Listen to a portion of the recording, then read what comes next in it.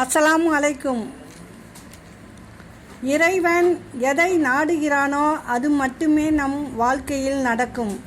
அது நாம் நினைத்ததும் இருக்கலாம், அல்லது நினைக்காததும் இருக்கலாம், பிடித்ததும் இருக்கலாம், பிடிக்காததும் இருக்கலாம். காரணங்கள் 1000 கூறினாலும் நம் வாழ்க்கையில் நடக்கும் ஒவ்வொரு விஷயமும் இறைவனின் நாட்டப்படியே தான் நடக்கிறது.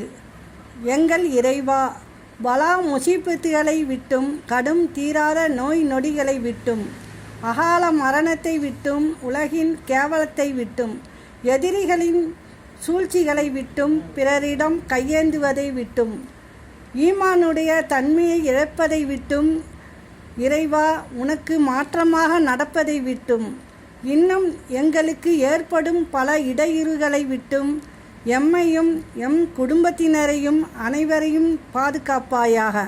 யா ரஹ்மானே, ஆமீன் ஆமீன் ஆமீன் யா ரப்பல் ஆலமீன். அஸ்ஸலாமு அலைக்கும்.